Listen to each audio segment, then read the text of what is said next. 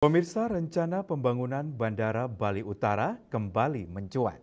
Sebelumnya PT BIPU mengklaim bahwa proyek pembangunan Bandara Bali Utara akan mulai dilakukan tahun ini.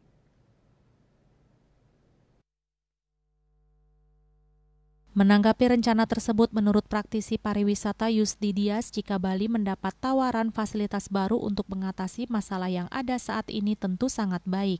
Namun sebelum fasilitas tersebut dibangun harus tetap mengedepankan aspek penelitian, pemanfaatannya serta kepastian terwujudnya fasilitas baru tersebut.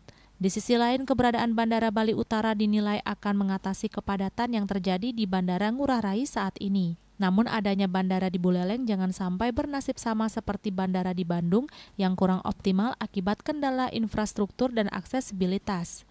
Dikatakan bahwa pro kontra mengenai suatu kebijakan merupakan hal yang wajar.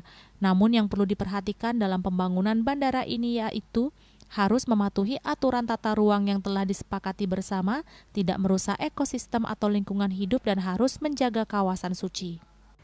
Jika di Bali mempunyai bandara alternatif, ya, jika misalnya ada kepadatan di selatan, kan bisa dialihkan ke utara jika itu terjadi, gitu ya.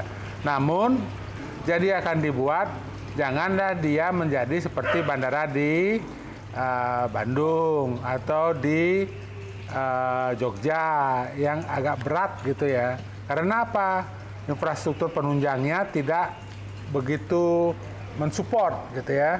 Ya, hal-hal yang kita perlu perhatikan satu ya, dalam membangun sesuatu itu pasti ada pro kontra.